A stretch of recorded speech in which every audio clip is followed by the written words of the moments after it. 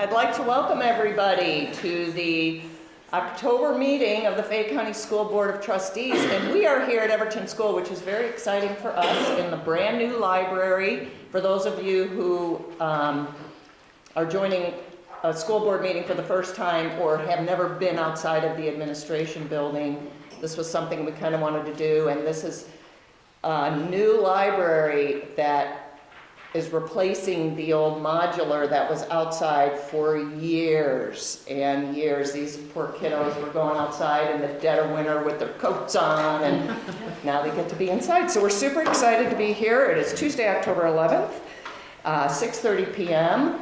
And Mr. Jennings is going to introduce some kids who are going to start us in the Pledge of Allegiance. These guys are some of our student council members. So we have Lily Abernathy, Kaylee Lovins, Marlon Caldwell, Lily Ells, and Zach Agee. So Let's all rise for the Pledge of Allegiance. Pledge allegiance to the flag of the United States of America and to the republic for which it stands, one nation, under God, indivisible, with liberty and justice for all.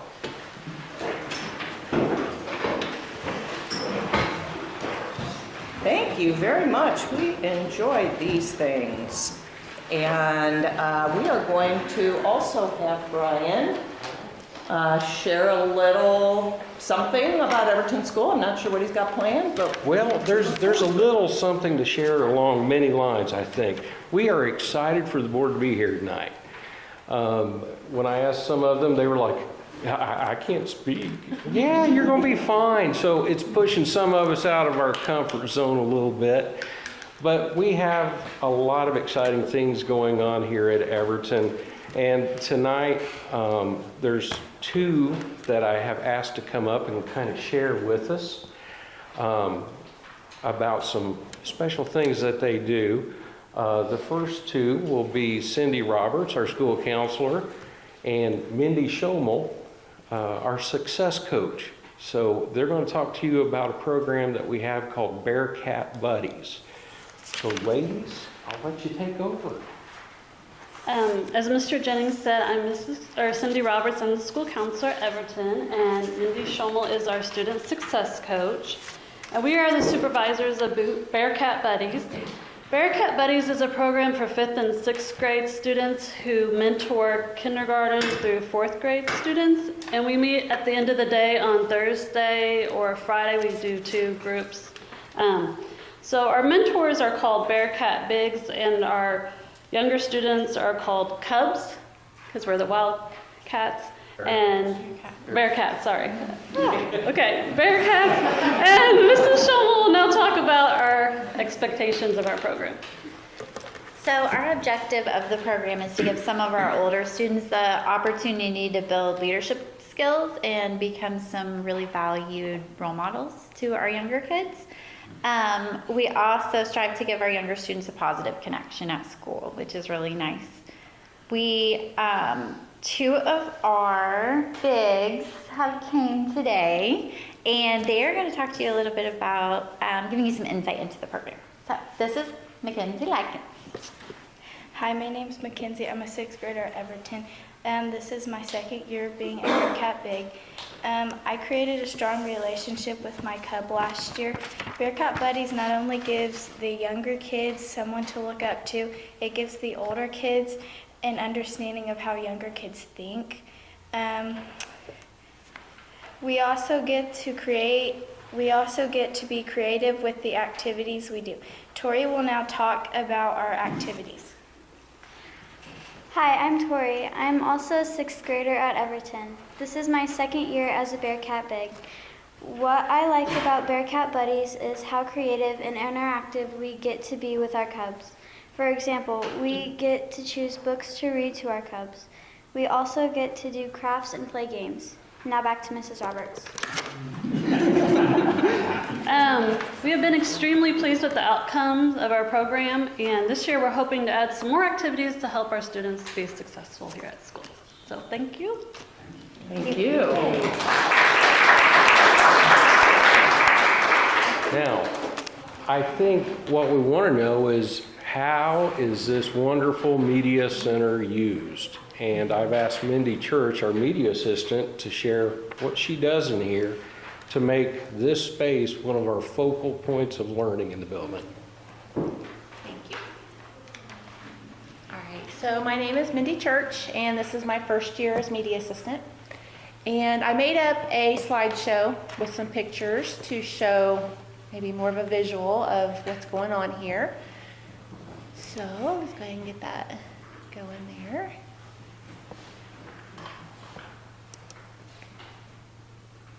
All right, so all of our students have library once every week. And these are some of the things that they do almost every time that they visit the library. The book selection, checking books in and out at the desk. Then I've split it up into two groups, where one group for half of the time is choosing their books, and then they will go and read independently on some of our nice furniture that we have here. And while the other group is doing some type of an activity. And it may be a STEM activity, or it might be an activity based on whatever read aloud I have done that day. We did on September 19th, we done an author focus that whole week for International Dot Day. So we celebrated Peter Reynolds. And we done some books. I read some of these read alouds, and we done a activity, different grades done different activities. And there was our International Dot Day. Explain We had a lot- what's International Dot Day. Okay. Sorry, So, I'm sure there is. yeah, there is. So Peter Reynolds wrote the book The Dot, which you'll see up there on the left-hand corner. And that was his most famous book. So years ago, 2009, I think it was, they started celebrating it with different activities. And his books are all about having courage and, be kind of stepping out of the box, and when you write and when you draw and things like that. So we done some of that. We do some STEM activities on library days, and also some on Tuesdays when it's a day where I don't have classes come in. That's kind of my extra day. And then each student also comes to the Media Center for technology once a week. So on those days, we do things. I try to have all of the grades doing some type of a typing practice, even the kindergartners. It's a fun little program called Jungle Junior, I think it's what it's called. And they have a lot of fun with that, just finding where the keys are and learning how to do that. And then starting second grade and up, we've been doing a lot with the Google Docs. Even second grade, just learning how to open it up, do, type sentences, type paragraphs, sentences, things like that. So, and then Google Slides, and we've done up there the collaborate with Google. We done with sixth grade, and Tori can maybe relate to this. We done a collaboration project, and they learned how sometimes it's not always easy to work with others on a project, so that was fun. And then we do a lot of the research, and I try to ask the teachers, what are you working on in the classrooms that I can help with. National Geographic Kids is one thing we use a lot. And then, like I said, on Tuesdays I don't have classes all day long, so I pull in some extra book clubs, and some of the teachers will come in here and just kind of for a change of scenery, bring their kids in here to read and things like that. And we done some readers theater. So that is what is some of the things that's going on in here. And you'll see we got our new shelving, and that definitely brightened it up, and the children were excited about that, and the new seating, and so Mr. Jennings is excited about it. Mr. Yeah, I think some of the adults like the new cushions just as much. Well, the kids have seen it all through the stages, haven't they? They have, The- yes. When they started here last year, there was, I don't believe any of the cushion seats was there at the beginning when they first started in here. So then they saw some and they saw more, and so they've seen a lot, and they've done well. They've been patient, and so. Pays off. All right, thank you guys. Thank you. Thank you.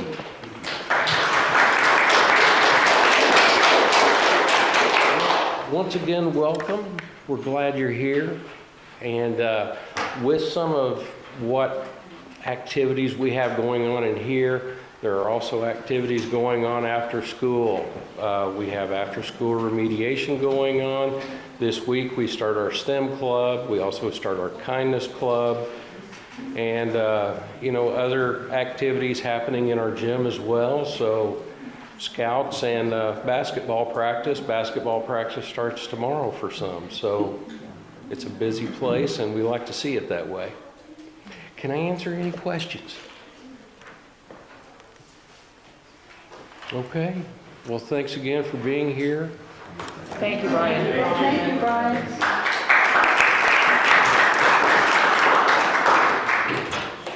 Okay, I'd like to begin the meeting by asking for a motion to approve the agenda as submitted and amended. I so move. Thank you, Ann. Do I hear a second? Thank you, Chris. Any discussion? All those in favor signify by raising your hand. Those opposed, same sign. Motion carries. I'm just not, gotta get these out of here. Okay, this is the time that the public could make any comments on agenda items. Seeing none, we will move on to the consent agenda, which includes the approval of minutes from the regular business meeting of 9/13/22, the personnel report, retirements, resignations, leaves of absence, etc., the approval of the September 2022 claims 62983 to 63236, and a donation of $2,827.50 from the Louise Joyner Trust to CFSS to be used to purchase a Riften chair. Then a donation of $800 from the Connersville Drug Coalition to CHS to be used for extracurricular drug tests. Seeing the consent agenda, I'd ask for a motion to approve. Thank you, Jeremy. Do I hear a second? Second. Thank you, Dennis. Any discussion? All those in favor signify by raising your hand. Opposed, same sign. Motion carries. Now we will move on to the action items, and we begin with the personnel report. Mr. Harris. Okay, on the personnel report this evening, you'll notice it's getting a little shorter, so that's a good thing. Recommending for classified staff, Allison Bell, special ed assistant at Everton, Sarah Bolander, Title I education assistant at Fayette Central, Dakota Cranfield, developmental pre-K assistant at Little Spartan, Catherine Crawford, kindergarten assistant at Frazee, Rebecca Heimer, kindergarten assistant at Grandview, Jessica Johnson, Title I assistant at Frazee, Michelle Messersmith, Title I assistant at Frazee, Billy Reese as bus driver, Kayla Roberts, Title I assistant at Grandview, Megan Snyder as instructional assistant at Frazee, Seth Spurlock, special ed assistant at Frazee, Lyda Taylor, Head Start nutrition bus assistant at Little Spartan, and an extracurricular, Ari Garrison is a freshman girls basketball coach. If you hear the cheering at the back, that's all of the instructional assistants that Mrs. McCreary has gotten in the last month at Frazee, and I know she's happy about that. So, Okay, I'd like to seek a motion to approve the personnel report. I'll make that motion. Thank you, Lori. A second? I'll second. Thank you, Chris. Any discussion? All those in favor signify by raising your hand. Opposed, same sign. Motion carries. Now we have a series of resolutions that we're going to let Mr. Harris have the floor, and we're going to begin with the appropriations and tax rate. Okay, yeah, we're going, remember all of the presentation last month and the hearing and all of those kind of things that we did last month, which leads into this month and the approval of the budget, which then leads into 2023. But the first resolution I am seeking the approval of the resolution, all right, for the appropriations and tax rates. And this is one, as a reminder, what we are advertising here, we already know that the DLGF will be cutting this back. So we always advertise a resolution high, and then they cut it back to where it fits within the county budget. So recommending approval of that resolution first. Okay, I'd like to seek a motion to approve the resolution for appropriations and tax rates for the 2023 budget. Do that motion. Thank you, Jeremy. Do I hear a second? I'll second. Thank you, Dennis. Any discussion? All those in favor signify by raising your hand. Opposed, same sign. Motion carries. Okay, on to the next resolution, Mr. Harris. The second resolution, I am seeking approval for resolution for the capital projects fund plan as I presented it at the last board meeting. Okay. I'd like to seek a motion to approve the resolution for the adoption of the capital projects fund plan for 2023. I'll make that motion. I got Lori on that one. Thank you, Lori. Second, sir? Yes. Thank you, Chris. Any discussion? All those in favor signify by raising your hand. Opposed, same sign. Motion carries. Okay, now we move on to the next resolution for the bus replacement plan. Mr. Harris. The next one, as we talked about, we have a 5-year plan for bus replacement, and I'm seeking approval for the approval of the resolution for the bus replacement plan for 2023 through 2027. Okay, I'd like to seek that motion for the resolution to adopt bus replacement plan for 2023 through 2027. I'll make that motion. Thank you, Mark. Do I hear a second? I'll second. Thank you, Ann. Any discussion? All those in favor signify by raising your hand. Opposed, same sign. Motion carries. Now we'll move on to the next resolution, Mr. Harris. Okay, and now we've kind of taken care of the state part, even though the next part does go to the state, these are more local, but the next one is I'm seeking approval for a resolution to transfer 15% of our education fund into the operations fund each month. And this is a resolution we've made probably for the last 4 or 5 years once we transitioned over to the current accounting system and budget system from the state. So I recommend approval of that resolution. Okay, I'd like to seek a motion to approve the resolution of to transfer amounts from the education fund to the operations fund. Do that motion. Who said that? Jeremy? Yep. Thank you, Jeremy. Do I hear a second? I'll second. Thank you, Dennis. Any discussion? The only thing I would say is, I know that this is not a requirement by the state, it's just a recommendation, but that we do that and have been doing that. We have been doing that, and actually 15% is the upper level that the state wants to see transferred. We could decrease that. And likewise, if we go about the year and we find out we want to shift money, I could always come back to the board and seek approval to change that in the middle of the year. But this has seemed to work pretty well for us for the last, like I said, 4 or 5 years, and continue on with that. Okay. Any further discussion? All those in favor signify by raising your hand. Opposed, same sign. Motion carries. Okay, the last one of this part of our meeting, the approval of the resolution, tax levy resolution. The tax levy resolution, what I am doing is seeking approval really from the board to do some shifting of the taxes once the DLGF gets done with it. And if you look at the bottom, towards the bottom of the resolution, it talks about such time as the 1782 notice of tax levies.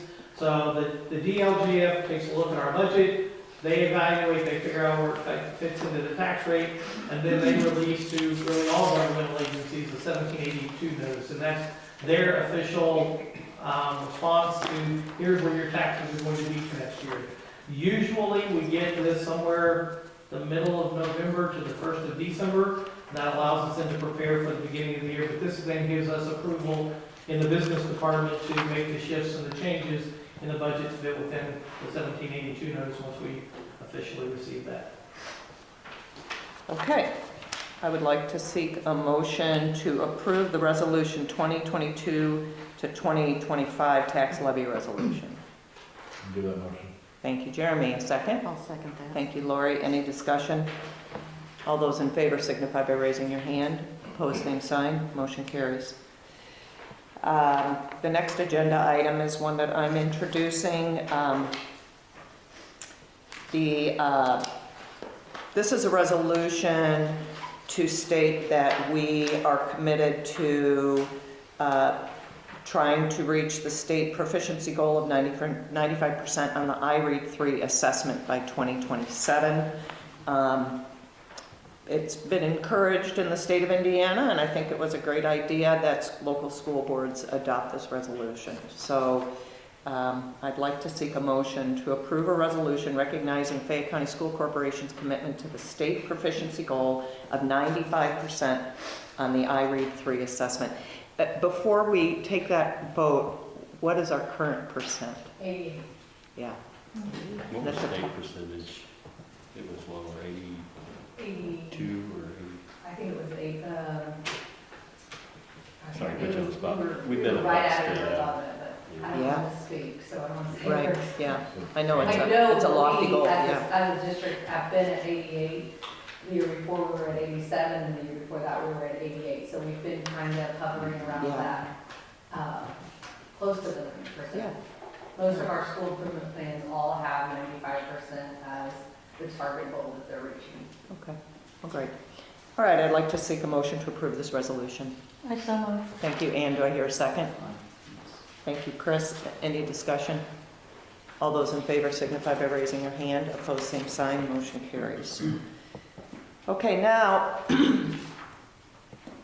I have my text. If anybody was at the last meeting, I kind of messed up on my text, but, or not text, my script. That's the word I'm looking for. So at this point, we are looking at adopting an additional appropriation resolution. The school corporation is funding this project through the issuance of general obligation bonds. The proceeds from this bond issue must be appropriated prior to being spent on the project. Notice of this hearing was advertised in our local paper. Randy? Okay, with that, and for the additional appropriation, one of the things we are required to do by law is to have this hearing. And really, this is time that if there's anybody here that wishes to speak in favor or opposed to the additional appropriation, this is the time that you're welcome to stand up and speak. Seeing no one, I'll turn it over back to President Jacobs. Can we vote on this, right? Yeah. It's still part of the action items. Okay. So now I would like to seek a motion to approve the resolution for the additional appropriation. I'll do that motion. Thank you, Jeremy. Do I hear a second? I'll second. Thank you, Mark. Any discussion? All those in favor signify by raising your hand. Opposed, same sign. That motion carries. Mr. Harris? I'd say the last part of this involves the final bond resolution. The things that I want you to notice, I believe, when we gave the preliminary information at our September board meeting, we used the amount of $3.4 million. And it said it shall not exceed $3.4 million. So that gave us the flexibility. We could go down anything below that. We couldn't go above that. But now in the final bond resolution, now that Baker Tilly, who is our bond counsel for all of this, they have evaluated, going back to the purpose that we've talked about all the way along, keeping our tax rate flat with where it was in 2021, they have determined that the amount of the bond that we should do for the final resolution is $1,025,000. So that's what this final bond resolution does. And before I turn it back to the board for a vote, I just want to emphasize, because Cindy's going to be after you after the board meeting, there are, seems like thousands of signatures, but between the budget and between this for the bond, there's going to be lots of signatures, so board members get ready to sign your name more than a few times. So that's the preview I'll give from, like I said, I know Cindy's going to be after those afterwards. But I do recommend final approval of this bond resolution in the amount of $1,025,000. Thank you, Mr. Harris. Just for the public, we discussed all this in a special meeting that was open to the public, where we discussed this appropriation, so the board is familiar with this. So I'd like to seek a motion to adopt the final bond resolution. I'll make that motion. Thank you, Lori. Do I hear a second? I'll second. Thank you, Jeremy. Any discussion? All those in favor signify by raising your hand. Opposed, same sign. Motion If I could add carries. one more thing, we just got some final notices today, that through Baker Tilly, the bond sell, I mean, there is a formal process where people can go out and bid on these bonds, and whichever one obviously is the lowest, that's the one that we will pick. We received a 166-page document that covers all of the legal parts of it, but I believe that they are going to bid at 11 a.m. on October the 18th, which is a week from today. So that's when the bond will be, and then the closing and all that, we'll be back in November for, I think, some final details, but these bonds will actually be bid on next Tuesday. All right. And just to make sure a little bit here. Yeah, For please. those of you who maybe weren't aware, school finance is way more complex than managing our own accounts. And if you haven't been a part of the process, the goal of school corporations and public entities is to keep your debt level so you don't negatively impact the taxpayer with property tax rates. And one of our challenges in Fayette County is our property tax caps are at a level where, as a homeowner, you pay 1%. So if your house is appraised at $100,000, you pay $1,000. That will make sense, right? So our school corporation is in very good shape financially with our debt, and the board provided us guidance in the work session to, instead of, we could take on more debt, as Randy mentioned, with the $3.4 million, but the board gave us guidance to, because we're doing a facility study, which we're going to hear some info from that we're going to do a one-time payment to pay this off next year.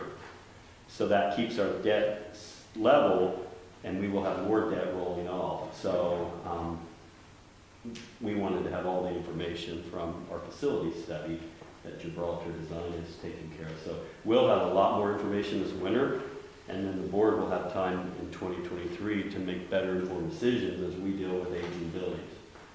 We don't have any new school buildings, so they're all starting to show their age like I am, and you get creaky knees and sore backs. So the board needs to have the best information on how can we use some more significant dollars to keep our debt level to be able to do that. So I just wanted to provide that little bit of info because that seems, there's a lot of stuff here that looks like we're just rubber stamping this, but there's a lot of work behind this. So I just wanted to provide that for anyone who may not be there. So thanks. Thank you. Okay, now we're going to move on to some discussion items, and super eager to have the next presenter.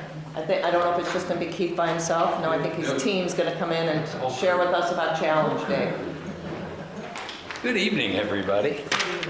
Well, I promised Mr. Collins we'd keep it in an hour or less. I'm just kidding. Just kidding. I can believe that. But I wanted to come to you guys tonight and speak with you a little bit about an activity. It feels like it's been a long time since we've done this.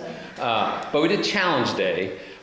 We did it at the beginning of the year. And we're gonna show you a video, tell you a little bit more about Challenge Day. Also, just props to half of you guys were there. So thank you. We'll hopefully explain to you a little bit more about what the symbol on the shirts means. But wanted to just present to you kind of what that was all about and how that has impacted what we do on a daily basis. Before I show you the video that Rebecca put together, she's kind of the brains behind this operation, the workhorse. She's coming in there putting all those pieces together. These two, Rebecca, our social worker, and Victoria, our counselor. Thank you. It's coming to me. Yeah.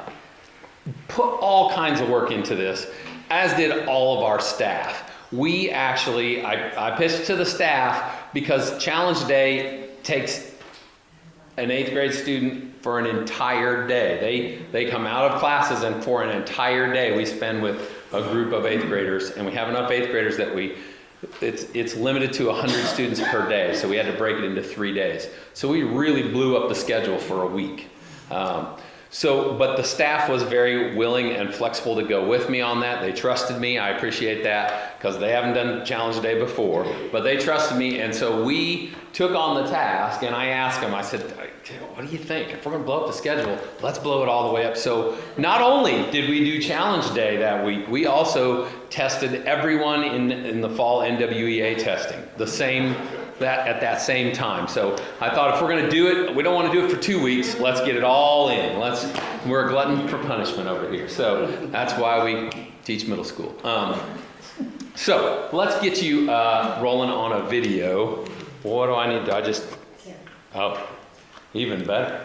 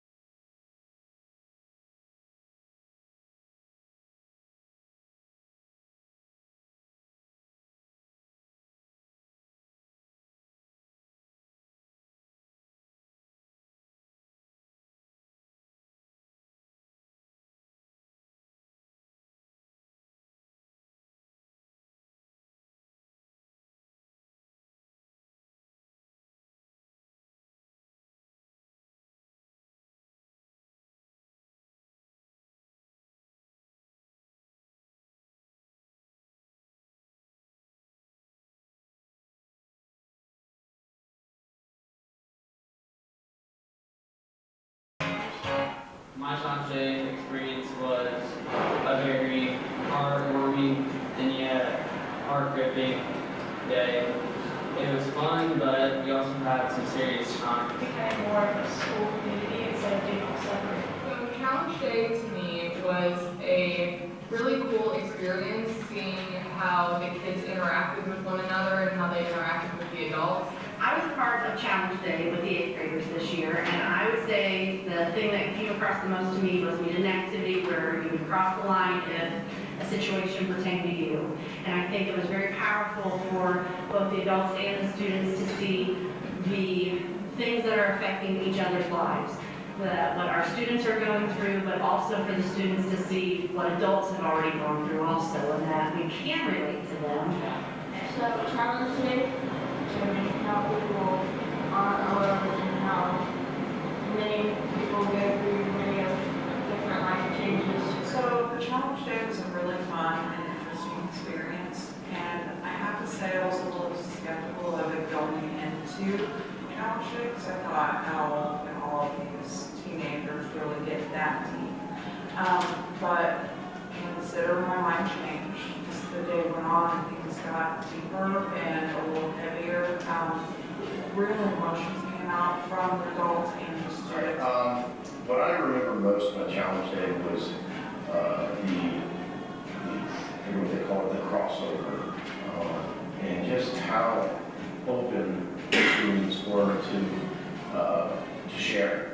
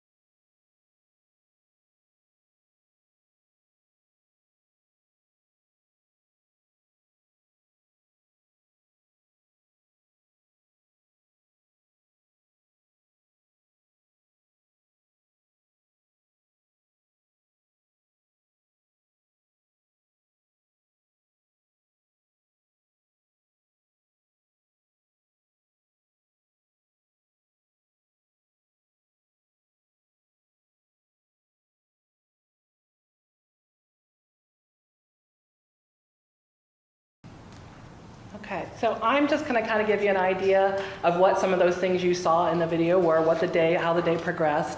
So when students first came in, all the staff and adults greeted them in a tunnel and cheered them on as they came on. And as you can expect from middle schoolers, some thought that was the best thing and their deserved due. That, of course, people are cheering for me, and others are hiding their head and a little embarrassed and everything. But we kind of tried to build them all up at the beginning. And then our wonderful leaders, we had Rosie and Danny, came in and they led the whole day. They did a wonderful job. They made sure that if kids were feeling a little extra emotional, they were there to talk with them and to lead them through. But they started off with some warm-ups. You saw the volleyball with the giant volleyball and a couple activities. We did a whole bunch of high fives around, and we did a little running back and forth in a musical chairs kind of moment. So just to kind of get the kids a little loose and warmed up. And then we started doing what they called our small group families. So every adult was matched to 3 to 4 students.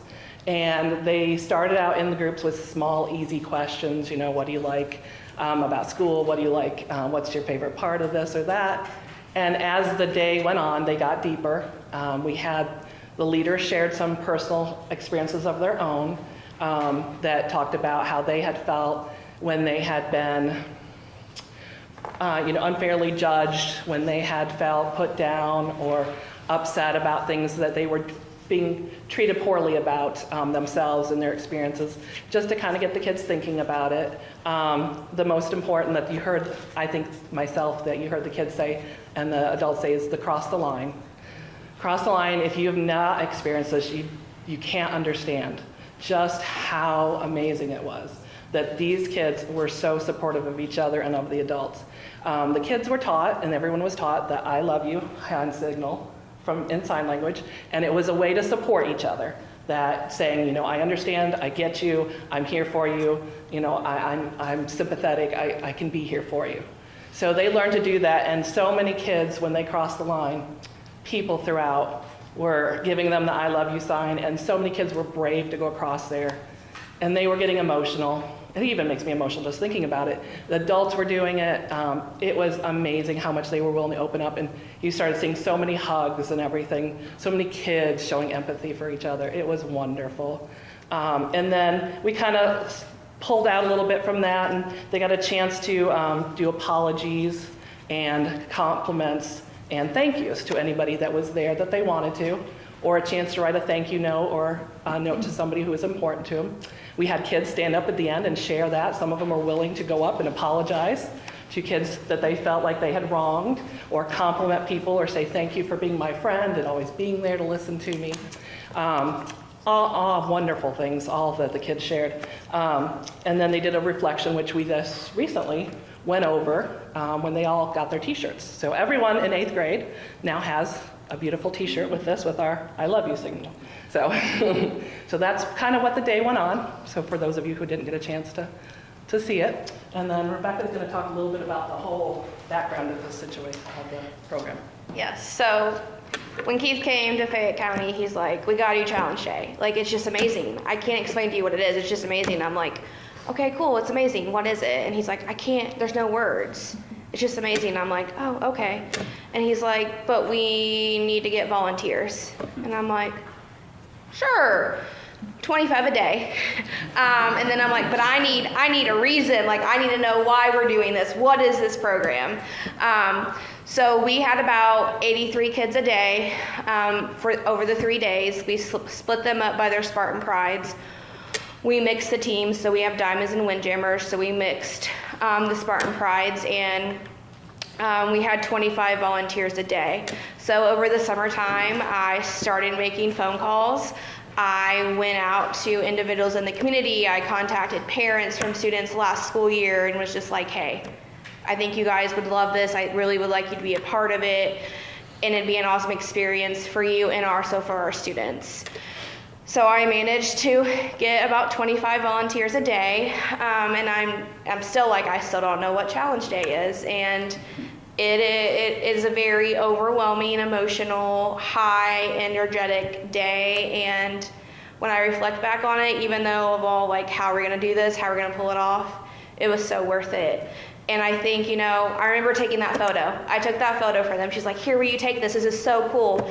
And then when, at the end of Challenge Day, there was a reflection piece for the adults, because the kids do share some deep emotional things that have happened to them. So then it's our responsibility as social worker and school counselor to do check-ins with those kids. So we always did a check-in with every single adult that had a group that day. And Rosa talked about, and one of the questions like, well, what happens next? You guys do this program, what happens next? And they actually offer a Be the Change group. And they send us information of how to create this group. So we have actually created a Be the Change group at CMS, and Miss Michael went to go, I think, link the website to our Google Classroom, and she's like, look at this. And when you typed in Challenge Day, that's what showed up on the website. And we were the first school for them to do their open of their season. When they start their season is when school starts. So they run a school schedule just like us. I was bringing Danny cough drops, because if you've Yeah. been a first year, that first Yeah. week of teaching, and he was like, I need a cough drop. They were struggling. But they are also, Danny and Rosa are both from California, and they marveled at what Indiana basketball, they were like, wow, Yeah. this is for high school? Yeah, they were super impressed with the Spartan Bowl. So we were very fortunate enough to partner with Reed Health to get the funding for Challenge Day. We scheduled for 3 days, and that was $20,000. Reed also provided lunches every day and also covered the cost of the t-shirts. So our goal is to continue this every school year. So one of the purposes of making the video is now we're gonna start the fundraising process. Going out, I've already started talking to some individuals in the community that's like, yeah, come talk to me. I think I know some people and I would love to volunteer next year. So we're gonna start fundraising, and hopefully we're able to raise the money to continue this program. And we would do 3 days again and have about the same amount of kids with the 25 volunteers. So, but knowing it and being able to do it, I now know how to better prepare and how to strategize all this, but I'm really fortunate that we were able to do this program for our students. I don't know if any of you want, I think I know half we the had- folks up here yeah. participated, so. Yeah, I was on there on the first day, and I saw the trepidation on Victoria and Keith's and Rebecca's faces. It was sort of like looking in the mirror, because I thought, what the heck did I get myself into now? And it was amazing, and it really is without words. And anybody that knows me that knows that if I'm without words, that's very rare. But the crossing the line, I think, was the biggest thing, because I sometimes think that kids don't understand that adults were not born 40 with 3 kids. We were kids ourselves. We went through things as teenagers. We had issues with our friends and bad relationships and bad choices. And when they brought up these questions, have you ever experienced this? I watched the kids' faces when this person old enough to be their grandmother walked out and crossed the line. It's like, wait a minute, you had this happen to you at some point in your time, and I think that was the most significant. And then when we went back into the smaller groups, it's like, yeah, you're not just an adult, you're a person. And I think that was one of the big things that I got out of the whole thing, is that we're all people. We're at different phases in our lives, but we have all faced the same kinds of challenges at one time or another. And I think it made the bond with those kids a lot better. And middle school kids are difficult to bond with anyway, because of just where they are in their lives. I would encourage any adult to go in and volunteer a day. It will be life-changing for you in such a positive way. And I think that the ripple effect it will have on our kids, we're going to see down the road, because I think this is a real positive step in helping the mental health of all the kids in the Fayette County School Corporation. I think you need to be a little older to do it. I think middle school is about the right age to do it, maybe high school. But it was a fantastic experience. So Rebecca, sign me up. Will do. Yeah, we are actually working on securing dates for next school year. We've actually sent an email to the coordinator and we picked out 2 weeks in August that we're willing to do for scheduling to do it. So we're just waiting to hear back to get those dates confirmed. Okay. Yeah, and I think it's, like we said, Reed Health sponsored this. And their goal is to bring this to every school in their service area, which is a 9-county service area. And they did us, and I believe every school in Wayne County this year. So they're trying to get it out there, and I was pretty open with them, like, hey, I want to do this every year. And they said, well, we're going to try to bring this, we want to get it to all the schools in our service area, so that means we can't do it to everyone. I said, well, how about if I can come up with half, will you match it? They said, well, let's talk. So it's something that's really important to me, and I really believe in what it brings. And I think what Ann, you said about, I think if we can get this something to happen every year, I think we will see those benefits. And it's an incredible day. There is a magic in those 6 hours that I don't know how they do it. It's not it's still middle school kids. So, it has not fixed all of our woes by any means, but it's planting those seeds, and as those seeds continue to grow, I think it will see the value of that. Trent, you'll see that. I hope that you'll see that as those kids continue to move on through and into the high school, and just being able to recognize who, like that person who I don't feel like I have any connection to, that day, that person has things that I understand. They get that we've been through this together, so. And I think it helps also as adults to see it, because we hear this a lot at school from the kids, but the things that they're dealing with nowadays is just amazing what they're all dealing with. And I think it gives the teachers an eye-opening, because they have how many kids for 6 different periods, and they don't see everything that we see. So it gives them an opportunity to see their students in a different way. Fundraising, if Reed can match that, we need about 10 grand, correct? Correct. So yeah, for the 3 days for challenge day to come, it was around $11,000, and then the additional money there is the shirts, the food that because Reed provided meals for every student and adult each day. Those are all things that will be looking to, hey, if you have a pizza place and you want to sponsor pizzas for all that'd be great. Things like that. That's the kind of stuff that we're going to be looking for. And I think Reed is going to come back around, and we'll benefit from Reed Benefit again.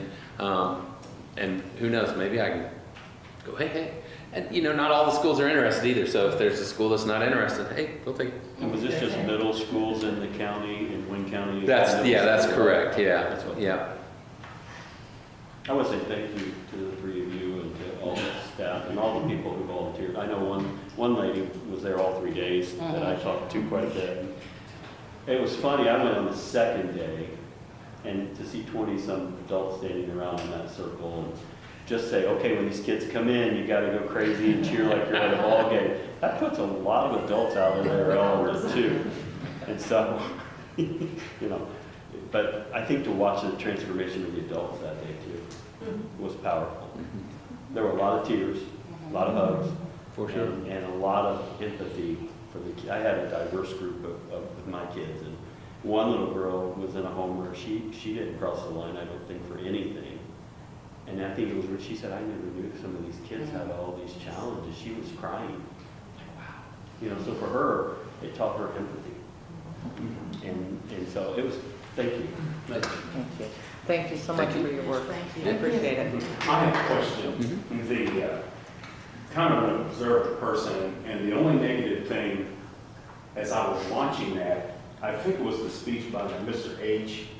And I thought you had dress standards, but I noticed he's wearing a high standard. Oh, I already said that to him. I already said it to him. I said he was in uniform when he came down to do the interview. I didn't prepare him. I caught him off guard. That's To be why fair, he it was wearing College Go Week. I will second that. let him know that. Thank you so much. Thank you. Appreciate your time.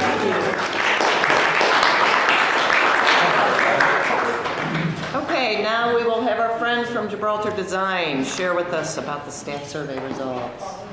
And he's got to follow back. Okay. You have t-shirts for us? You have paper. I am volunteering though. I don't know where they went. I'm like, I am so part of that next year. You have good paper stores though. So it was a pleasure to listen to all the celebrations tonight. And after everyone, Dr. McCormick would lean over and say, like, that's so cool, that's awesome. Do you see this? Do you see that? Do you see the student leadership? And then she leaned over. She didn't ask me. She said, we're volunteering. And I was like, yes. Get home me anytime. Yes. Give me your number. Got you. Yes. Go ahead, Chris, follow that. Yeah. We got your back. Tough act to follow. Perfect. Thank you for letting us join you again on this journey. As you know, you have heard quite a bit about mechanical, electrical, and plumbing and all the systems in the schools, but tonight we're going to talk about teaching and learning and some of those other functions from the staff that live in the buildings every single day.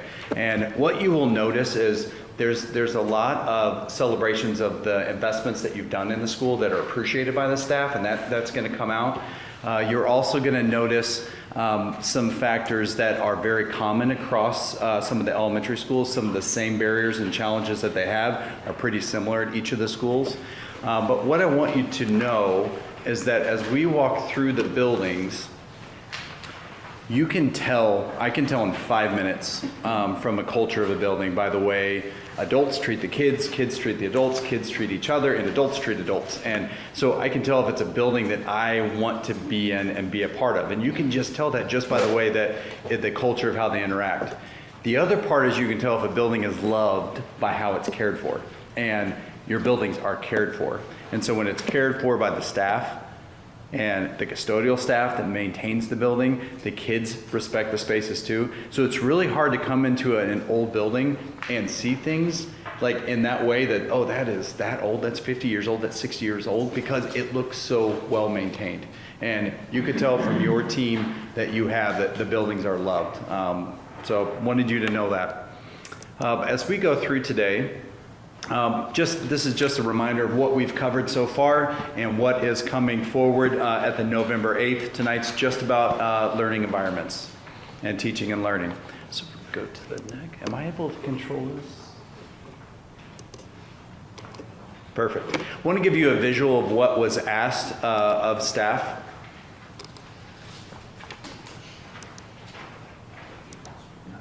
I will push it and I will be patient. There, all right. I want to give you this visual to understand what it's like to get the survey. They got about probably 60 questions in multiple areas of the building, kind of sectioned off. And what it looks like is they have the opportunity there's a statement and they're able to say strongly agree, no opinion, disagree, strongly disagree, or not applicable. And so what I did was I tried to find commonalities in the building. So I'm not bringing forward all the information with you today. Superintendent Collins and Mr. Harris have a very detailed binder of all the information and also with notes that explain some of the rationale behind their thoughts and opinions. But what I did was, like this is an example where I would pull together strongly agree, because we have a consensus of 65% of staff believe that this statement is true. And then on the opposite end, if it's disagree and strongly disagree, I would pull that together as well. And that gives us these power statements that a majority of the building that took this survey feels this way. Where I want you to also take this with a grain of salt is that we all have different comfort zones, right? So you think of there can be a teacher in a classroom that is cold, and the next day that teacher is hot. And so it depends on those comfort zones. Another question would be appropriately located restrooms, adult restrooms. There might be a pocket of teachers that are like, I love it, it's great, they're perfectly located because it's right outside their classroom. And then you have another group that's like, so we did have some splits because it depended on where it was located. So I wanted to, again, just show you what this would look like and how I pulled that information forward. So we're going to jump into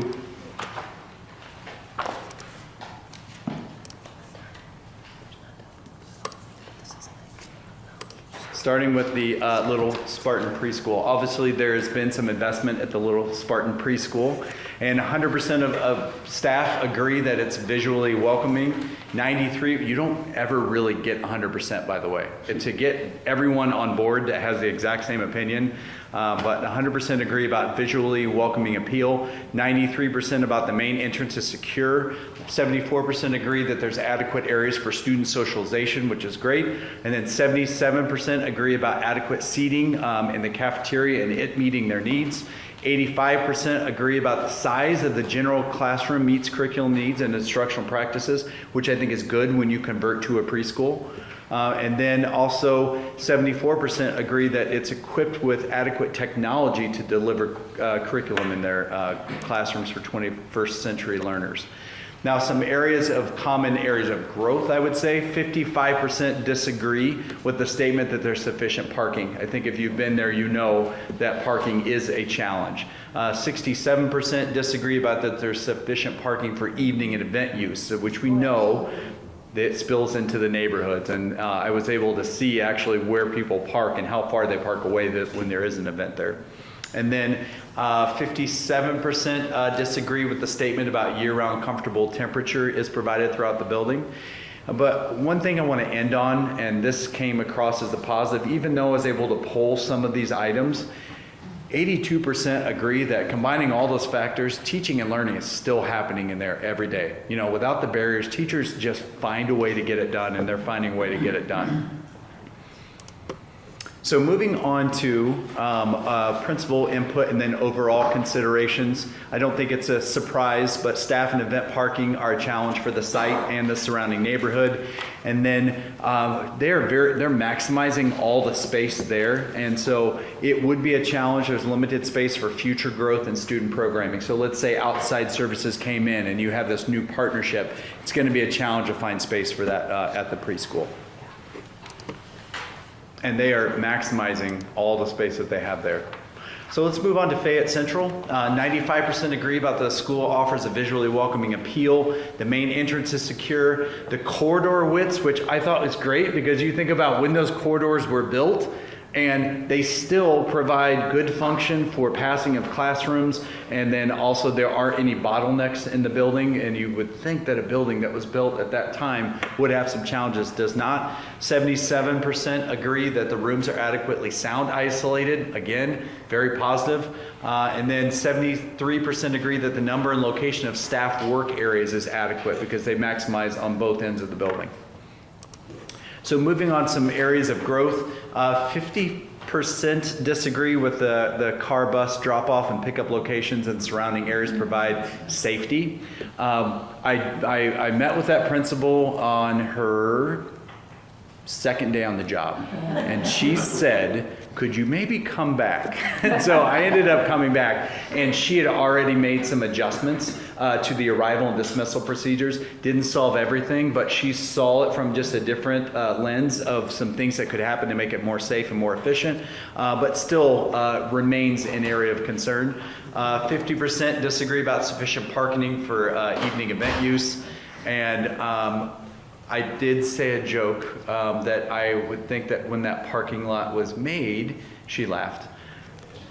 Buggies and horses, like where they would go, because that is one of the oldest buildings I've been in.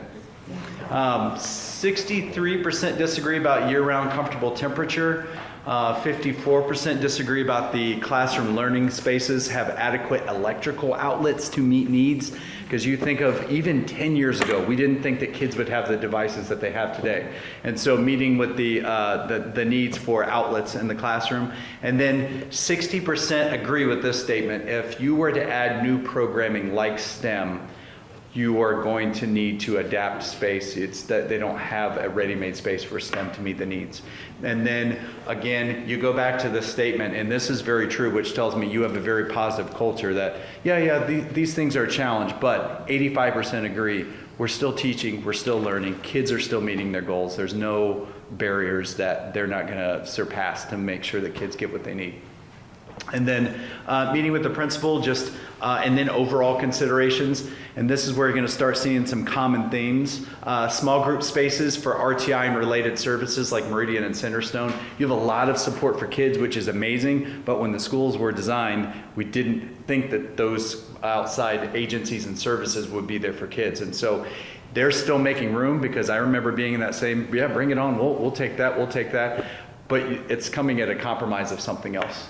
And then designated space for STEM opportunities. This was probably one of the most powerful statements that I've heard. And it was, 10 years ago, we started talking about the need for STEM, especially in the elementary school, and then starting early with those hands-on learning experiences. And we wanted it, and we wanted it. And in the last 3 years, it's shifted to a need. We need it. We need STEM. And I heard that from multiple principals, that we used to want it, now we need it. And then also at the Fayette, site plan for parking and arrival dismissal, additional staff restrooms, new flexible seating. There is different seating in each classroom. I wouldn't say each classroom, but there is a mix of furniture that's at that building. So, and none of it, it's heavy, fixed, can't adjust and adapt to what we do in the classroom today. And then finally, adapt technology in the classrooms to be mobile. And so, it's the classroom technology now is fixed, and a teacher doesn't stay in one spot and present all day long. A teacher is all over the room delivering instruction. And then moving on to Eastview, again, school offers visually welcoming appeal. Main entrance is secure. Again, that's a common theme. You can tell your investment is worthwhile. 75% agree about the car bus drop-off and pickup locations and surrounding areas provide safety. 80% agree, and this one was specific about it, like a majority of your elementary schools, that car rider line is spilling out into the road. 80% agree about there are adequate areas of site for outdoor classroom instructional and what to provide. 80% agree about the size of the general classroom meets curriculum needs and instructional practices at Eastview. And then moving on to areas of growth, 70% disagree about sufficient parking for evening and event use. 60% disagree about year-round comfortable temperature. 64% disagree about classroom learning spaces. For the electrical outlets, again, that's another item that surfaced similar. And then 75% disagree about appropriate space for students to de-escalate. You think of our students that have an IEP and get support, there are spaces for them to get support and go through cycles of behavior when things are not going well, proactively or reactively. But a lot of our gen ed students that are just having a tough day and need someone or are going through something, a lot of times that might happen in a principal's office, might happen in the assistant principal's office, or in a hallway. And so adequate space for that. That was a common for that building. Chris, I want to add, Eastview is packed.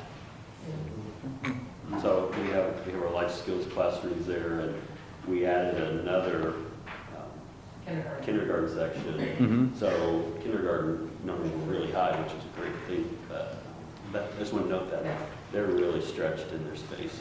And you could tell innovative on how they were using space. And so they have they were excited to show me the spaces that they've adapted to make sure the kids are still getting what they need despite the limitations. And I think that goes down here, 85% agree, again, above all factors and the challenges that they have, they still are getting it done. Instructional goals are being met. And then Eastview overall, same thing, small group spaces for RTI and related services.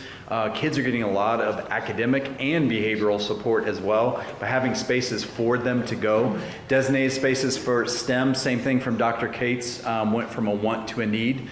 And then also limited space for future growth with current student support programming. So currently maximizing all available space at Eastview. And then the number and function of student restrooms, and it's going to come up again when we talk about Frazee Elementary. When I say number, so it's the amount of restrooms, but the function of the restrooms would be either the fixtures are older or the way that we designed restrooms back then to versus how we're designing them today. They're way more efficient today, and you can get classrooms through so much quicker. And that'll come up again at our next school. Happy to be at Everton. This is great. 97% agree that the school offers a visually welcoming appeal. It was even better tonight when we were greeted by student ambassadors that wanted to walk us to the media center. And then 100% agree the main entrance is secure. Maybe not tonight because we just walked right in, but normally when kids are here, it is 100% secure. And then 97% agree about sufficient staff parking is provided for daily use. 78% agree that the classrooms are equipped with adequate technology to deliver curriculum. And then obvious, 97% agree that the media center is, and this didn't come up in the other schools, so, but for this one, 7% agree that it can adapt to multiple purposes. And now we can add a school board meeting to that other purpose that it can adjust to. And then some areas of growth for Everton, I don't think will be a surprise. Sufficient parking for evening. 78% disagree with the statement about the location, number of adult student restrooms, distance to being adequate. Restrooms and number of fixtures adequate throughout the building. 47% agree that if you were to add something like STEM, you're going to have to adapt existing space or create new space. That they don't have space for it. 32% disagree about conference space. There is not a conference room within the walls, and there were specific notes that I read through to see that if you are having a parent-teacher conference, it likely happens in your office, right? And if you think about all the other things that are happening in the office, that can be a challenge. And then, again, very positive staff, 91% agree. Combined that we don't have a conference room, we don't have enough restrooms, we don't have STEM, we're still getting it done. And then overall, my interaction and then overall considerations, designated conference room for parent team meetings and small group staff meetings, additional student and staff restrooms, small group instructional spaces for RTI and related services. And so why this keeps coming up as you think of the RTI, we are in a place where kids get a double dose of reading, and we're trying to do that to be proactive to help close that gap for their reading skills. And you take a child who needs this, and a lot of times the only space available, and I saw it in some of my walkthroughs, is in the hallway. And I was a highly distractible student, and if you think of, I need to really focus to get this double dose of reading, but a class is going by and you have all those distractions, it's definitely challenging. And so that's why this keeps coming up. And then repurposing the computer lab to meet current instructional programming. At the time, computer labs were amazing, but we know that we have devices in kids' hands, so reinventing that space for something that will adapt to what we need now and in the future. And then permanent shared space for art, music. I think this is one of those things you don't know what you don't know, you just figure it out because you got kids coming, they're going to get all on the bus, and you got to figure out your day. And so you do the best that you can. And as you may know, the cafeteria has a partition, and there's a shared art and music space that is next to that, and they just make it work. But that would be something to have like a permanent home, to have that full cafeteria back, not just for service and function for kids during the day, but think about the limitations that provides to evening events and other things that you could do in your cafeteria for large group instruction. And then at Grandview Elementary, again, main entrance is secure, sufficient staff parking is provided. They agree with that. At Grandview, 93% agree about the location and number of adult student restrooms. So if we wanted to go borrow some, we could get them some from there and bring them to Everton. And then, because they have plenty. And then 87% agree that there are areas in the building to display work.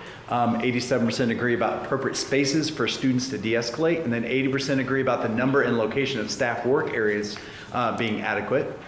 Some areas of growth for Grandview. The year-round comfortable temperature is provided throughout the building. Classroom learning spaces have adequate electrical outlets that surfaced again. Flexible spaces provided in the building for large group instruction. And so she was showing me some of the limitations that you are limited on bringing a large group together. And then again, the STEM came up again. If STEM was going to be added, they were going to have to adapt what they have to make it work. Conference space, and she showed me where her conference space was. Conference space is adequate and easily accessible from offices. And then 53% still agree that combine all the factors above, that the teaching environment allows instructional goals to be met. And then overall, just considerations for Grandview: designated conference rooms for parent-teacher meetings and small group staff meeting, repurposing the media center to be a hub of learning and adaptable to many purposes, electrical work for lighting consistency and proper function.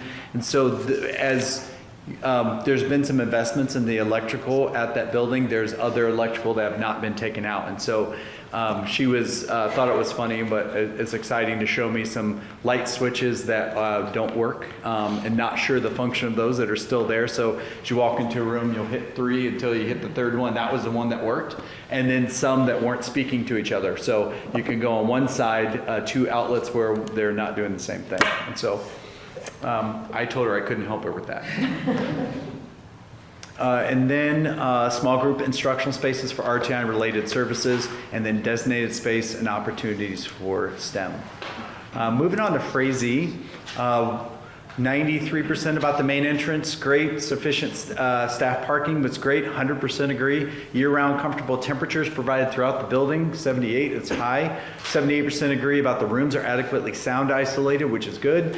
And then classrooms are equipped with adequate technology to deliver curriculum. Some areas of growth for Frazee: location, number of adult student restrooms, distance 2 is adequate. And this was one, next one too, restrooms and number of fixtures. This was one where I was able to observe the transition of classrooms. Some were going to the cafeteria, some were going to related arts, and some were using the restroom. And there was it was almost like what I observed on 465 when I was coming here. There was a long line of kids that were waiting to go in. And if you haven't seen new restrooms, we've increased the number of fixtures inside for students to use the restroom, but we've brought the wash stations out into the hallway. And so you can have a third of your class waiting in the hallway, a third of your class using the restroom, and a third of your class washing their hands. And so you are getting your classroom through in a third of the time. And you can take off horseplay in the restroom off like office discipline referrals, because you can't get, it's the boys, but you can't get in trouble in the restroom because they're using the restroom, they're coming out to wash their hands, and because it's better supervision. So it's not adding additional restrooms as saying, oh, we need to add another group restroom in this corner. It is repurposing the restrooms that you have to be more efficient, and that bottleneck wouldn't happen. And then 57% classrooms, learning spaces have or disagree about the electrical outlets, 57% agree again about the STEM, that they would need to adapt space for STEM. But then almost 80% combine all factors to meet instructional goals still being met. Overall considerations: additional student and staff restrooms with increased function and fixtures. Again, the small group spaces for RTI and related services. You have great RTI programs, like very robust RTI programs that are happening in your building. So that work is happening. Kids are getting a double dose, which is great. But again, just finding that purposeful space for them to have it would be amazing. Designated space and opportunities for STEM. And then finally, site event parking, underutilized courtyard, and safety fencing around playground. So, and then moving on to the middle school, there's certainly a lot. There was a lot to celebrate at the middle school, as you would probably think so. School offers visually welcoming appeal, main entrance. Cafeteria seating is adequate and adaptable to support educational programs, flexible scheduling. Beautiful cafeteria. And then 79% agree that the media center is adaptable to what they need now and also in the future. 70% agree that storage is adequate. I only pulled a few, but I could have kept going. 68% agree about the storage for teacher and student materials is adequate. 86% agree about appropriate spaces for students to de-escalate.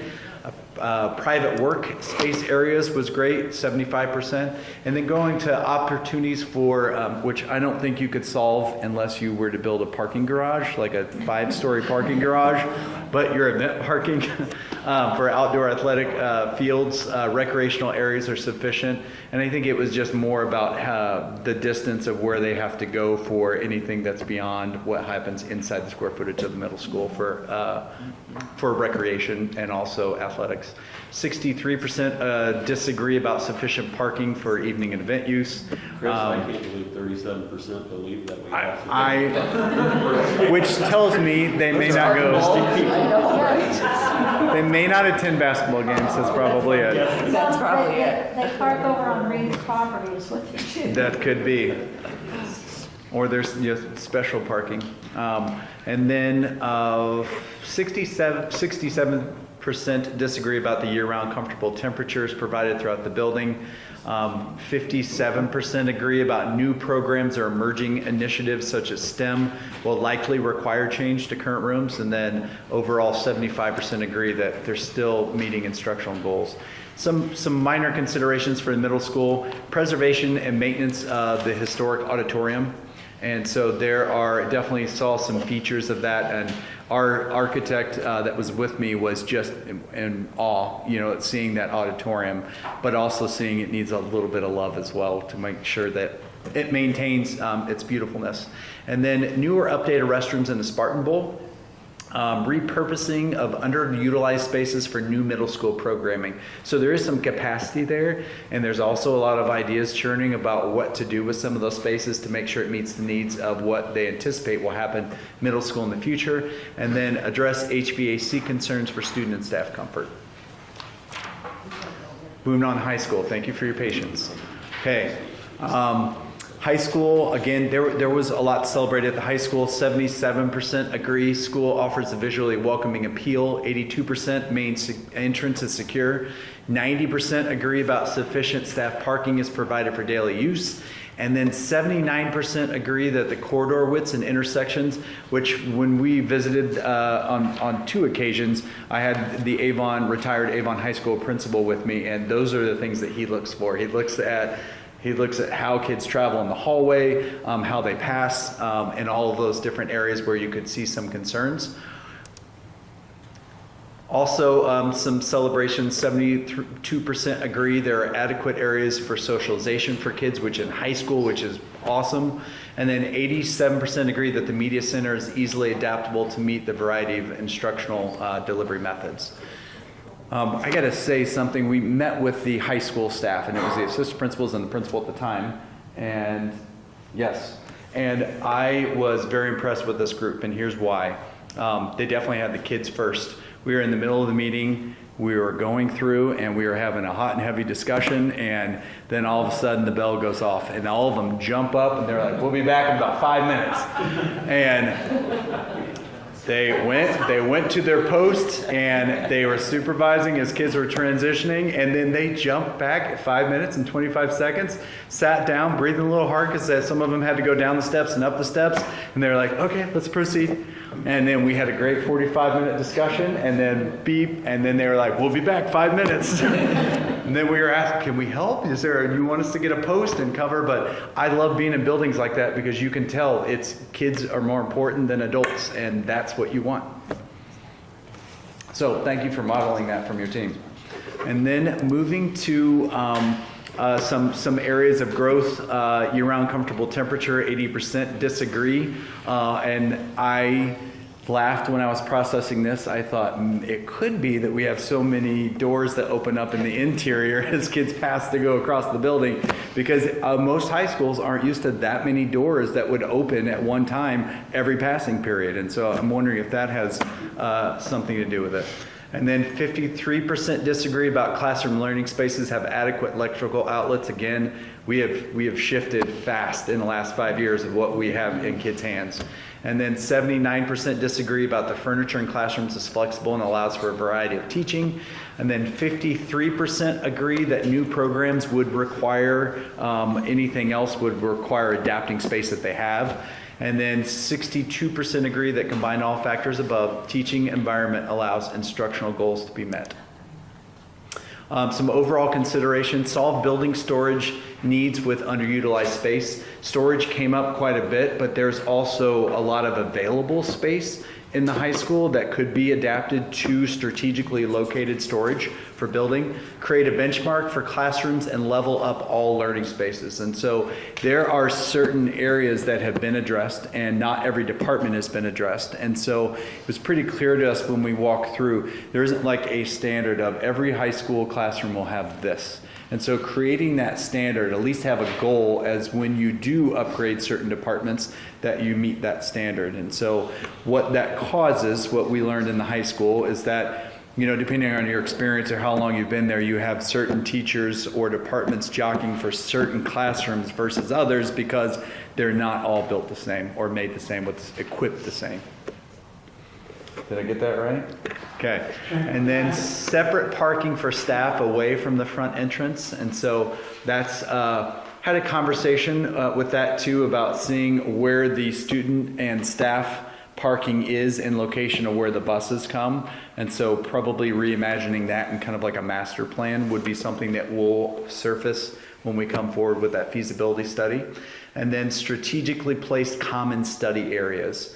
And so there are, you know, you think about places for students to just relax when they're in transition and just be, about finding, and it could be just furniture and strategic spots, but just finding more chill spots for kids to just relax.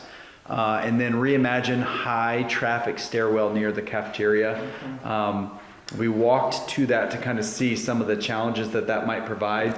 And you can, and it's not from, there's certain things that you could make a recommendation on supervision. You know, from an administratively, you could do this differently. That's a very tight corridor that makes it pretty challenging for kids to go up and down. And at an area that's got to be accessed by every child to go to cafeteria from that section of the building. And then the Whitewater Career Center. That was a high energy, and plus we had the chance to eat at that cafeteria.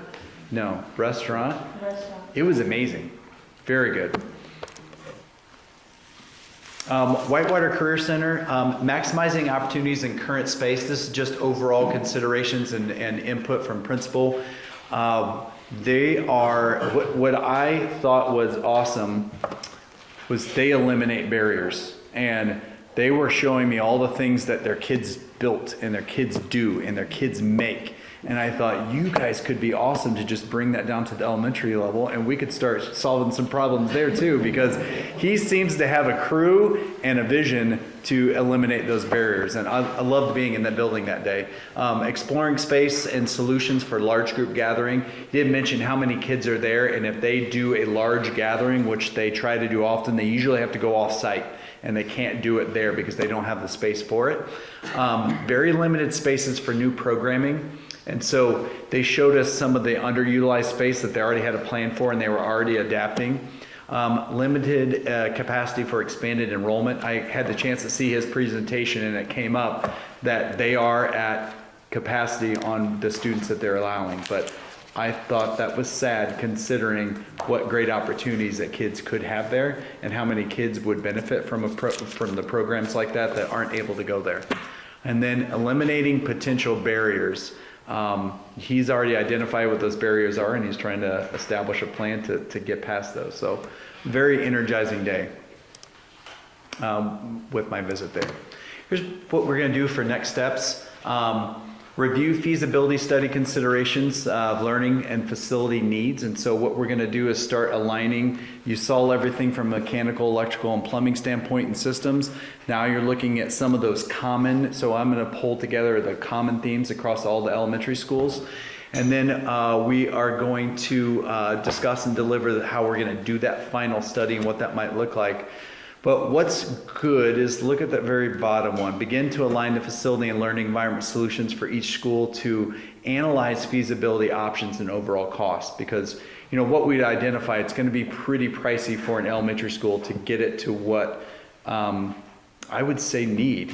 And so looking at that from a cross view from each of those buildings, that's what we're going to bring forward, because that's going to help us narrow in on that feasibility study and what our options are. I said 20 minutes, and I think that was way over 20 minutes. Wow, that's a lot, though. I mean, that's fascinating. Chris, Mark, do you have a question for Well, Brad? it was for Trent. I just wondered how many empty classrooms we have at the high school. Off the top of my head, we have probably 10, Okay. a rough estimate. Are most of the issues up here just the fact that our buildings are old? And they have not, the classroom that we attended school in and the classroom that's needed now are very different animals. And I taught in the middle school before it had air conditioning, so, and an elevator. So I've seen that transition over the last 35 years. And it's amazing what's been done in segments. And I don't think I've ever seen a study this thorough. And there's some things that we just can't fix all at the same time because the structure of the building won't allow us to do that. So we kind of have to try to find a way to make the best of the space that we have. And you have done that, but it continues to change, and it's hard to keep up with. Let me say this statement. I love my mom. 33 years teaching elementary school in Wayne Township. And my two sisters are teachers. And my mom retired in probably 2006. And in 2006, what teaching and learning looked like then to what it looks like now, it was very fixed at that time. And so she taught, even in first grade, from one area, whole group instruction, all the students facing and the kids separate. And you go into a classroom now, we know that learning is social. We know that a teacher will teach from 3 different spaces. The magic is the small group that's happening simultaneously with kids working independently, and the rooms have to adapt to that. And that happened very quickly. And then you bring in the technology needs that we're doing in classrooms today. And the curriculum has changed so much. There's so much hands-on experience of the manipulatives and things that kids are doing. And the kids it's social, learning is social, they're collaborating, they're building, they're creating together. And to have a space that can adapt with that now and what teaching and learning is going to look like in 5 years, it's going to continue to evolve. So my mom, I said I love her, she goes in and she helps my sisters every year set up their classrooms. And my youngest sister teaches kindergarten. And my mom walks in and is like, this isn't going to work. And she wants all the kids facing away so that they can't look at each other. She doesn't want them talking to each other. And we've tried to tell her that it's adjusted and it doesn't really look like that. And she wants to just get those kids separated. And she wants everyone facing one way. But she was great at that time. And it's just adjusted and evolved. And this building is great. And you've adjusted the building. And the teachers continue to find ways to adjust it, and the principal still finds ways to make sure that you have adjustments for making that teaching and learning happen. But what this brought out is there's still some barriers and some pretty big lifts to get the school to be what they need it to be. The first time we turned on every computer in the computer lab, it blew out the transformer outside my classroom window on the 3rd floor. We had no electricity for 3 days, and when we went to replace the transformer, it was circa 1953, and we were out for a couple of days because they couldn't get electricity to that part of the building. But the first day that the new computer labs, hallelujah, were all turned on, boing, explosion outside my window. A little scary, Yeah. no power in the building, and we had just put in electronically flushing commodes. So there were, except at the back side of the bowl, there were no commodes that would work in the entire school. So it was a fun few days. And we didn't have air conditioning anyway, so it wouldn't have made any difference about the heat. But it was the first day of school in, I think, 1997, 98, something like that. It just all blew up. It was rather fascinating. But the changes that have been made there over the years have been fun to watch. But this is such a good deal to see everything systemically throughout all of our older buildings and how our staff are making the best of difficult situations for the benefit of our kids. And from a parent standpoint, you know your child's being loved, you know they're learning, and as you walk in the building, it's hard to notice all these things because teachers are just positive human beings. And so they're sharing all the positive and the great things because that's just who they are. And then you have a custodial staff who's making the building look shiny and bright and new and nice. And so that is a part that maybe the public may not know, underneath what needs to happen and the magic behind the curtain. It's pride. It is. It's pride in the building, it's pride in what you do, and everybody in every building working together for the same common goal. There's no unimportant people in any school. You could be the custodian, the bus driver. It doesn't work unless all of us work together for the benefit of the kids, because we clearly have a lot of physical challenges in our buildings with stuff we have to do. So it's really interesting. Thank you. Yes. Well, we'll look forward to seeing you next month when you pull it all together for us, right? Right. And let the public record show I said I love my mom. Okay. We did thank you. Yeah. We will, Thank we you. will send her the YouTube link to the, Yeah. so she can hear that. Thank you very much. That was, it's a lot, I mean, we've had a lot of information to absorb over the past couple of months. So we'll look forward to November, pulling this together. Okay, now we move on to public comments. Persons wishing to make the board aware of suggestions, ideas, and/or comments may address the board at this time. Comments which involve personnel or students must be discussed in private. Seeing none, we'll go on to superintendent discussion group reports, principal director reports. Anybody have anything out there? Okay, director of operations. I just want to note a couple of things, really. First off, the maintenance staff, hopefully I don't ever think I go too far overboard. This is the time of year that is awful for every maintenance staff and buildings, like what happened. We saw from some of the reports that, one day it's 30 degrees when we come to school, and then it gets up to 80 and down, and our buildings are not built the same as our houses. It's not like I can kick the heat on in the morning and turn the air on in the afternoon, but they've done a fantastic job over the last week or two here making those adjustments.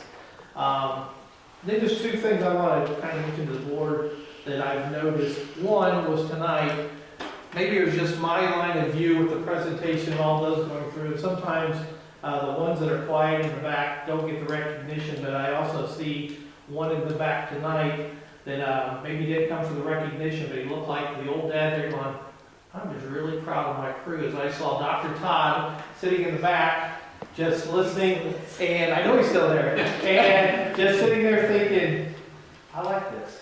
And sometimes they think the best leaders are the ones that you don't see, kind of like the best officials are the ones you don't always see. And so Dr. Todd, thanks for leading the middle school and bringing that presentation to us tonight. And the other one I just want to thank, kind of maybe the ones that are more under my domain, and that's the classified staff, whether it's instructional assistants, the building secretaries, the office, all the people in my office, and all of those things, because for the first time, I think in 3 years, I really get a sense, finally, that when we walk to our buildings, while they're different than they were 3 years ago, this is the time of year it's like, maybe we're getting back to normal. There's actually a flow to the school year, and things seem to be, is it perfect? No, it's not perfect. But finally, we're back into a flow of education instead of what are we going to face this week? So, Thank you. He jinxed us. He did, right? Knock on wood, that's what I would do. All right, now we'll move on to assistant superintendent report. Thank you, President. I just have a few things. First of all, I'd like to recognize Reed again for sponsoring the Challenge Day. I know I spoke to one of their executives because we are also participating. Our students are going to participate on October 19th with the groundbreaking ceremony that they're having here at the old Kmart where they're building their new facility. So they always work really well with us at the school, but they also complimented the middle school and how organized it was and how they just really felt like our kids did an exceptional job at Challenge Day. So just a shout out to them. Also, we have our first PD day tomorrow, as well as parent-teacher conferences. So our teachers will be doing some PD around different things that our buildings are working on, and then we will have parent-teacher conferences. Our high schoolers, 9th, 10th, and 11th graders are going to be taking the PSAT. So everybody think about them tomorrow as they start that PSAT testing.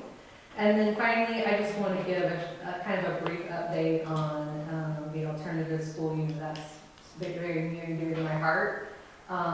We currently have 4 credits already received in the first 9 weeks. We had 3 students pass U.S. History Semester 1. These are courses that typically most students participate from August to December, and these kids have already successfully completed it and made up that Semester 1 in 9 weeks.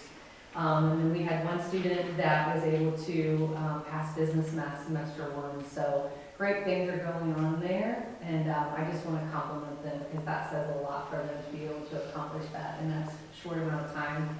We also, thanks to Daryl Drew, he has volunteered. We're doing a lot of work-based learning with the new graduation pathways, trying to get our kids some adult role models, understanding how the process of work goes, and Daryl has stepped up to that with his team, and we have 3 of our SLC students working half day with Daryl. 2 of them have been mowing, and 1 is working with Greg and Luke and the mechanics, and they're doing a wonderful job. The kids love it, and I think it's doing wonders for them and their confidence.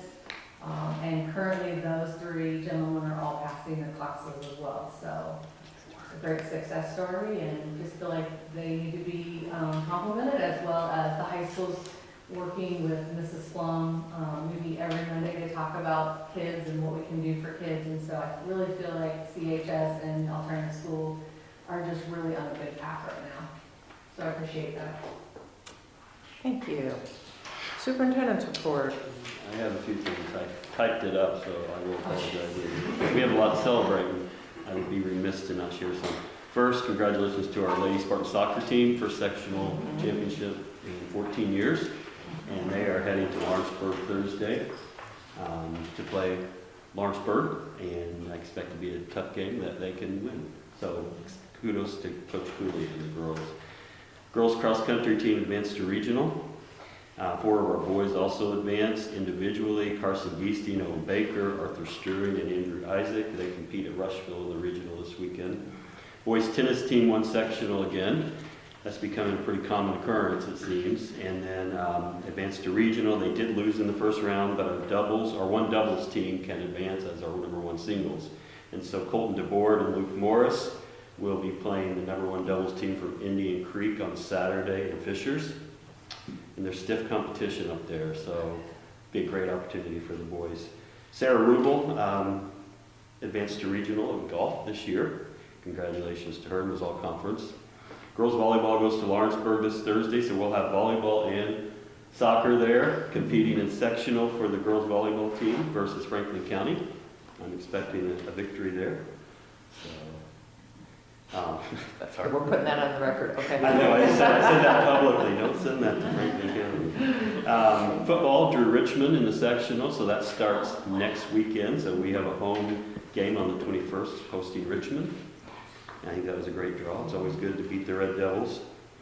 And then our theater program under Lynette Eklund has 3 performances this weekend. If you can come out to the CHS Auditorium, they're going to be performing Legend of Sleepy Hollow. And there'll be Friday and Saturday night performances at 7 p.m. and then a Sunday matinee at 3. So invite everyone to come out. The kids do a great job, and I really commend that team for all the work they do to give our kids that opportunity. CHS Marching Band and Guard earned a silver rating at the ISMA State Prelims last Saturday in Whiteland. And I just want to commend all of our kids. And you know, it's more than just a basketball town. We have kids who work just as hard for all these other events, whether it's fine arts or any of the programs. And I just want to say thanks to all of our coaches and sponsors, because when you look at what they get paid to do that, it's a nominal stipend, and they don't break it down by hourly pay because it doesn't pay a whole lot. But it's the, you know, I was talking to Jeff Cooley the other night, and he's coached a long time, and a lot of hours away from home, away from his family. And I look at people like that, Mike Bottomley, who's got some of the best records for coaching. in the state with both wrestling and boys soccer. So I just want to say thanks to all our coaches and sponsors. And then I want to share something from Brian Ray, if any of you know him in workforce development. He sent me a letter today and just said, I just wanted to drop you a note to let you know how awesome Eastview Elementary School students, staff, and administration were with their contributions to our 9th annual Eastern Indiana Veterans Resource Fair and Hiring Event. It was a hygiene products drive. And so he said they absolutely blew it out of the water with their donations. And he said these are really helping our veterans in need in the community. So I replied back and just thanked him for sharing that. And I sent that on to Principal Cates.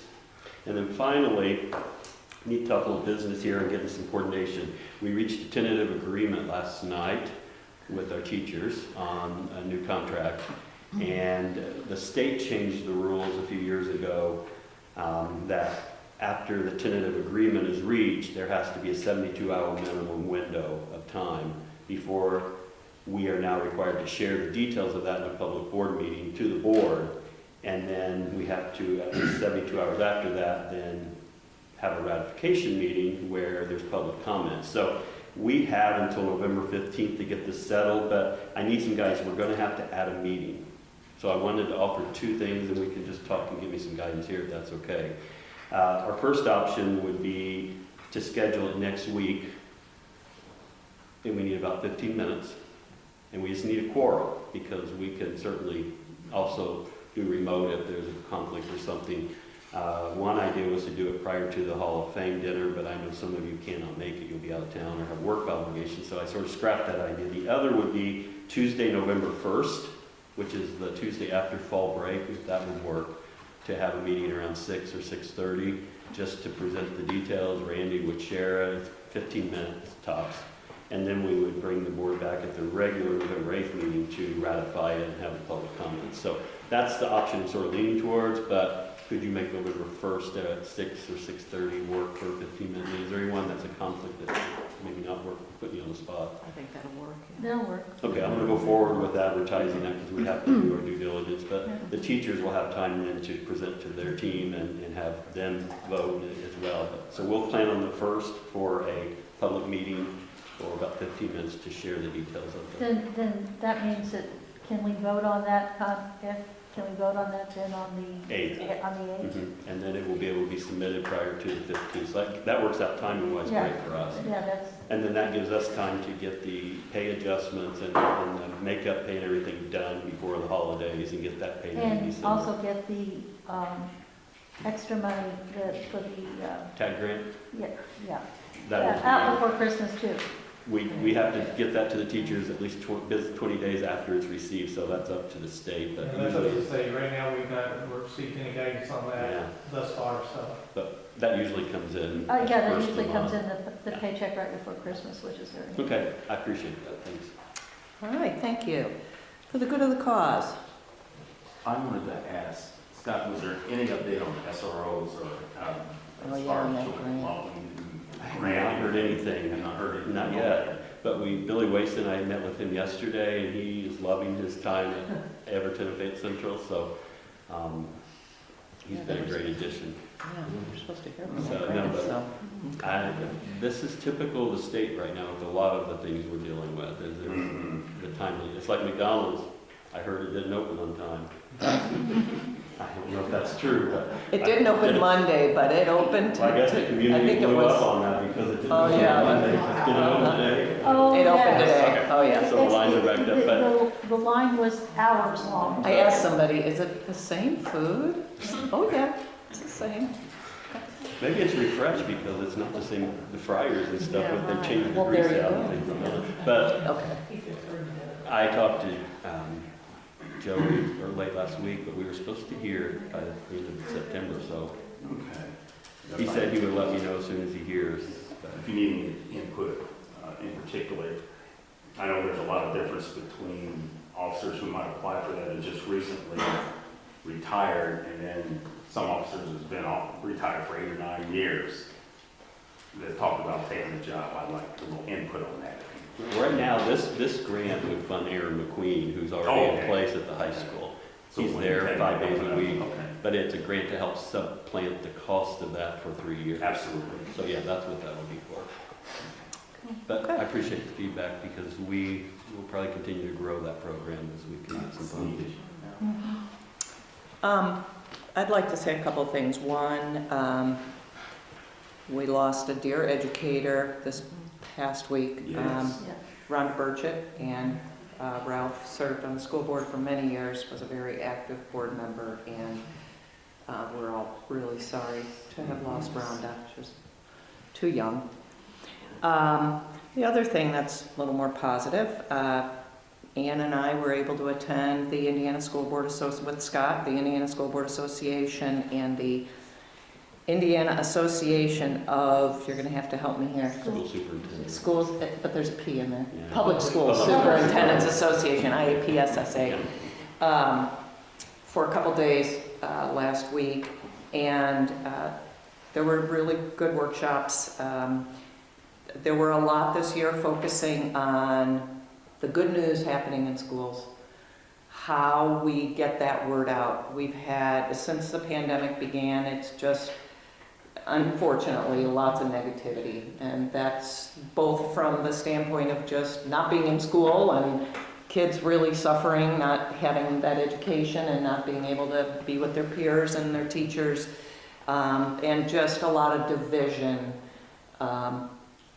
in so many communities over things that have been happening. So it was really refreshing to hear ways we can share the good news about what's happening in our schools, and hopefully we'll be able to implement some of those in Fayette County schools. So that was really enjoyable. Glad we got to go.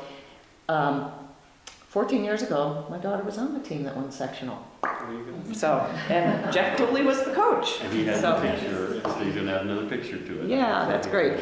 And I also wanted to congratulate, and I wish I had written their names down, but I didn't, but the Lily finalists from the high school. That was really cool to see that in the paper. So I want to congratulate all of them.